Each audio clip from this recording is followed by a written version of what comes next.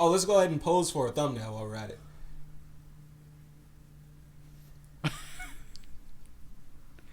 I was already posing. Oh, was that your pose? Hey everybody, it's your boy Richard Custodio II, Marco Arias. and welcome back to our channel All the Way. This is our new episode. This one is going to be called Horrible Happenings. Actually, it was haunted happenings. Wait, no, it's not horrible happenings though. Horrible happenings. You want to go first? Sure. What a gentleman. Not in the sack. My first haunted happening is going to take us to the heart of weird shit in the world, Japan. They love killing themselves, basically. I know you've all heard the term harukiri in them suicide doors. Harikari. Look at me now. You know that song. And then committing seppuku. Sudoku. Committing that. This is called Aokigara. And this is what is commonly known as the Suicide Forest. Now, there was a movie based on this back in, 2015. I'm going to go ahead and say. The forest. Now, the Suicide Forest has been around since feudal Japan. Now, this isn't actually confirmed. This is just a myth. But it was common practice back then to, after your elderly became too old for you to take care of anymore, you would just take good old Grandpa Jim down to the forest, drop him there, That's and what then they do. dip. They can survive. If they forage. Man, wouldn't that be awkward as shit if you leave good old Grandpa Jim in the middle of the forest and then next day you come home from work and he's just sitting in the house like, you motherfucker, you tried to get rid of me, didn't you? Anyway, there have been many reported sightings of ghosts or yurei throughout the years. Originally, they were thought to be the ghosts of old people that were dropped off in the forest and left, like good old Gramps we were talking about. But nowadays, people think that they are the ghost of tormented souls from people who came to the forest to kill themselves. The Suicide Forest, unlike a lot of other spots on our list, is an actual really popular tourist spot. Actually, my entire list is tour guides. Oh, are you serious? Yeah. Humans are f***ed up. Why would you want to go to any of the places on our list? I want to go. Humans are f***ed up. Why would you want to go to any place on our list? It is highly recommended that you don't veer off from the groups while you're on these tours because it's extremely easy to get lost between the extremely dense and confusing forest to the fact that GPS systems do not work because the soil in the Suicide Forest is rich with magnetic iron. So your Google Maps is going to be all over the place. Your compass is going to be spinning all over the place. You're going to be completely lost. People that have been lost and actually found, which is a very small percentage of the people that got lost in the Suicide Forest, have actually reported seeing things in the forest. A lot of people say they see ghosts, loved ones who have passed away, or visions. Memories of horrible things that have happened to them, visions. In 2010, 247 people came there to kill themselves, and only 54 of those people succeeded. Let's just give a hand to the security running detail on the Suicide Forest. That's a great percentage right there. Why are you clapping? What, they stopped a lot of people from killing themselves? Yeah, those people wanted to do it. What you're clapping for is a fascist nation. Okay, they're stopping people from doing what they want to do. Fight the power. Rise up. Hang yourself. The first one I'm going to be doing is the Eastern State Penitentiary, which is in Philadelphia, Pennsylvania, home of yours truly, birthplace of the nation. Woo! Pittsburgh! So Eastern State Penitentiary used to be one of the most overpopulated prisons at the time. It was built in the mid-1800s. It housed Al Capone actually for a little while. It's called ESP for short. So ESP is one of the first prisons to ever enforce solitary confinement. It was known to just break a shitload of their codes. Their prisoners. Oh. Probably. Now it's actually open as a haunted maze. You can pay to go to it. A lot of people say that they hear things when they're through the halls. You can still hear the electro shock that they used to use. The ghosts of prisoners who drop their soap. Please, my ass! You try to run and there's Al Capone's ghost yeah, see? You're gonna sit there and you're gonna get fucked, see? But yeah, it's supposedly pretty haunted. It kills every year during this season, though. You mean kills or kills? Probably both. It makes a lot of money for the city, though, especially during Halloween. And they don't have to do much. Usually when you do haunted trails and stuff, you gotta actually put the work into making the place look bad. Yeah. But the place already has stained blood everywhere. Yeah. So, probably ass blood from all the butt rape. But it was a federal prison. So your second would be Poveglia Island. This is a small island in this little place. You guys might know it, called Italy. Yeah, that's right. Bet you guys didn't know Italy had a haunted island. It was used during the Roman Empire to quarantine people that had the plague, and then again during medieval times when all those white people just weren't washing their asses at all. Which and plague? The plague was going around. Is there more than one? Yeah. The most common was the Black Death, which is the bubonic plague, and then there was the bubonic. Whoa. All of these people that had the titty plague and all the other ones like it were sent to this island, Poveglia Island, where they were basically made to live out the rest of their days. That wasn't that long. Do you know what they used to say about the Black Death? Yeah, you would have breakfast with your relatives and dinner with your ancestors. I like that. It's tragic. I mean, oh no. Speaking of dying, so many people died on the island and so many bodies were burned. I'm talking thousands upon thousands of people every year. That it is said that over 50% of the soil on that island is actual human ash. That is wild. You have to think about every time the wind blows. Like, any surrounding city is also covered in human.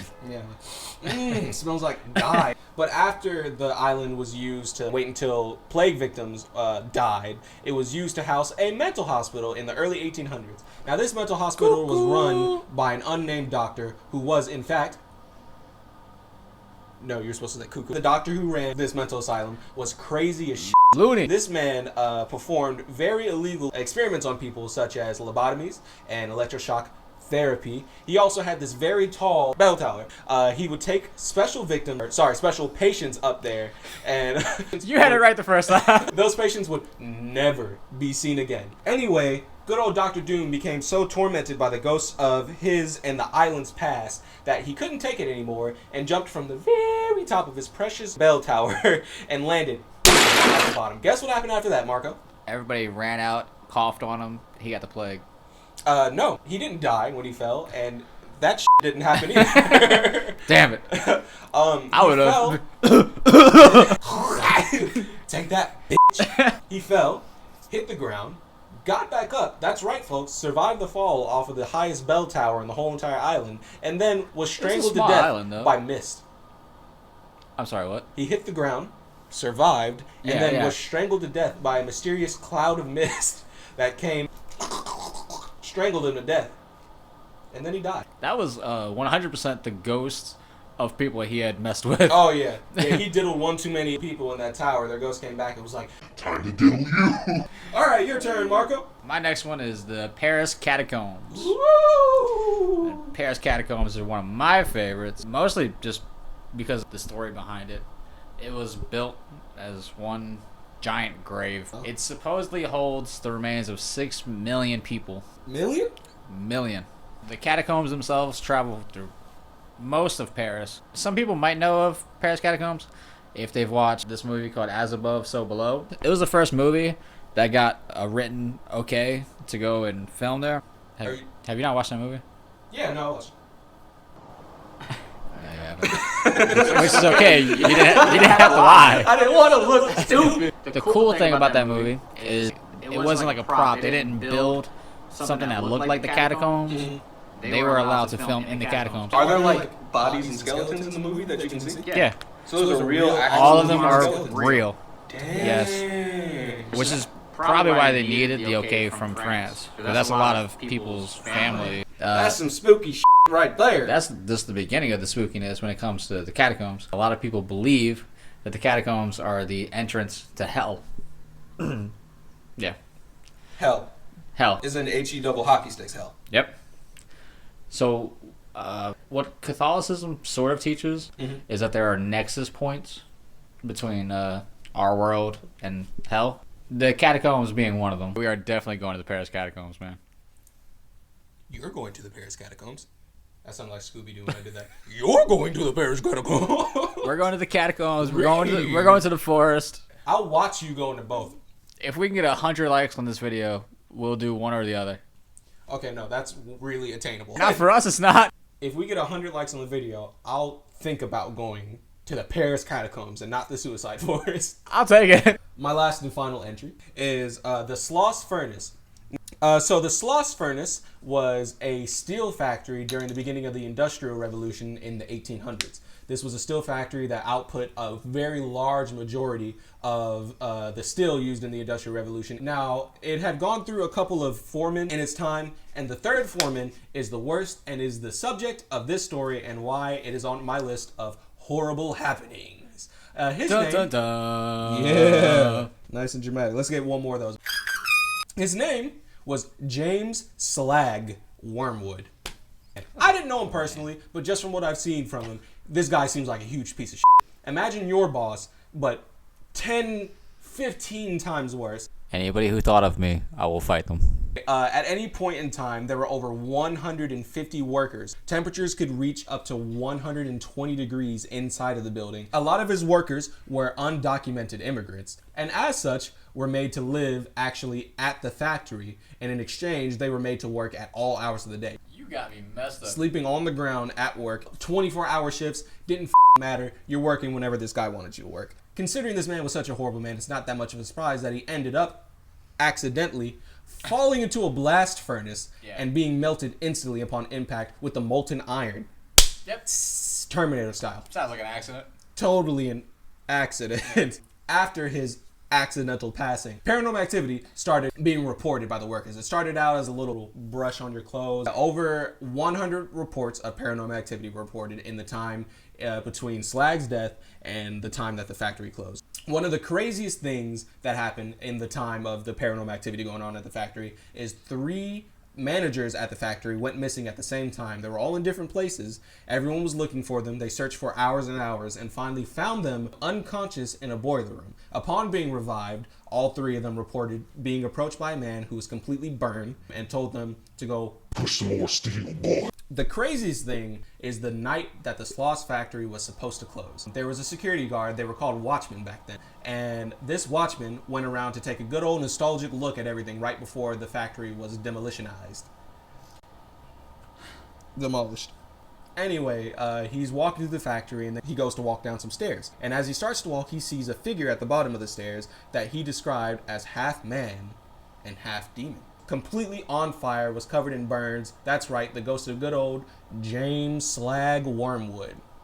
And the man pointed a shaky finger up at him and said, "Go back up the stairs, boy, and push me some more steel." Obviously, the man refused, and upon refusing the request, guess what the ghost did? Good old Slag Wormwood beat the dog shit out of this man. I don't know how many ghost stories end in the ghost beating the shit out of somebody, but that's exactly what happened. Ghosts don't usually get so physical. Exactly. They found him unconscious, covered in small burns throughout his body. He actually died in the hospital.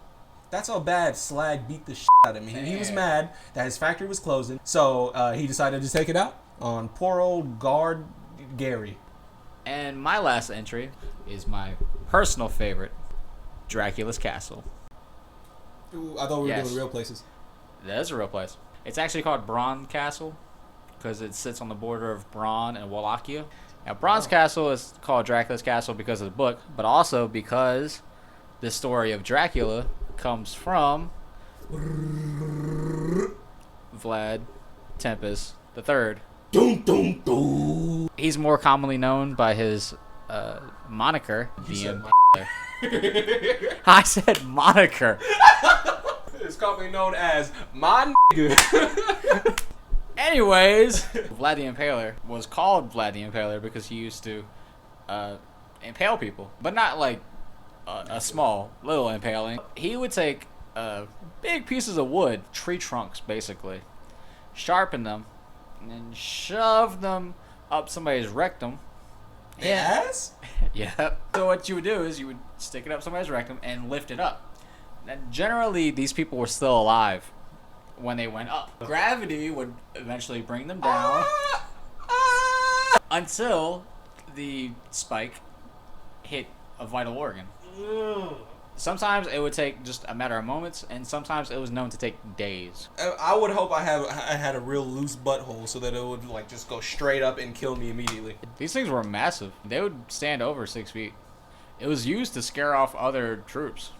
Yeah, that scared the out of me. Yo, imagine the splinters. The splinters are not the worst part. Are you sure?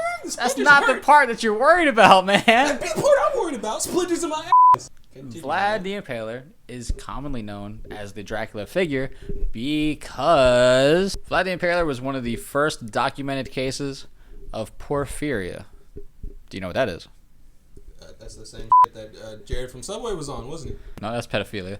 Is that not what you said? Porphyria, it's called a vampire disease because the hemoglobin in your blood starts to shut down. Back in the day, they used to supplement it with blood. So Vlad the Impaler was known to drink the blood of his victims. You mean the victims that he impaled through their asses? Yes. His servants would go out, find beautiful maidens, okay. Bring them back to the castle, All right. and he would drain them of their blood. And that's where I stopped with it, right there. That's everything was cool up until the drinking their blood thing. I mean, as long as they consented, I'm sure it's fine. Yeah, I'm 100% sure that they consented while a vampire was eating them. No. Sucking them. Yeah, that's where we get the myth of Dracula. That's also where Bram Stoker got the Draculas Castle from. Alright, and that concludes Haunted Happenings. Haunted Happenings. That concludes our video. This is just one in a series of Halloween videos that Marco and I are going to bless you guys with. Yeah, hopefully we can knock out 3. That'd be great. But I'm sure a couple of them will be after Halloween. Just a little bit after Halloween. Thank you for being so patient with us. And once again, thank you for tuning in. Thank you. Love you.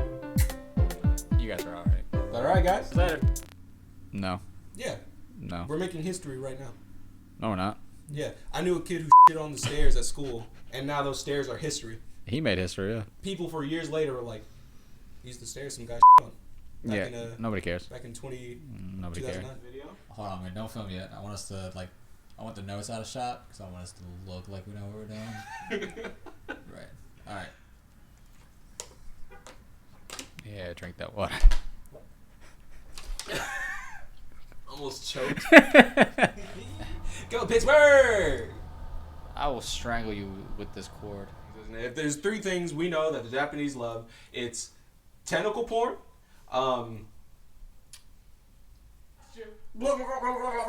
that's gonna be Graham Cramps. Now this was back in the. Are you throwing up? What was that? You're just like, oh, it's a cuckoo. It's a cuckoo. Enamel. Oh my god. What was that? Yeah, your kid. What? I'm scared. We'll be right back after these messages. Do you or a loved one suffer from getting in the ass by ghosts? If so, call 1-800. Oh, damn. As the years have gone by, more and more people have came to Japan, tourists and actual native Japanians alike. Japanese alike. Good Lord, what is wrong with me? Japanians. I do not hang out here at all. It's haunted. I'm never here either, so it's cool. There's a ghost playing patty cake with his cat in the back room right now, I'm telling you. So, yeah. I would assume that after the last... What kind of experience do you have to be able to sense a cave-in? You're like, oh, we're about to die. Everyone go back. You just see cracks where you haven't seen cracks before. I see cracks I haven't seen at first all the time. That's disgusting. Cracks.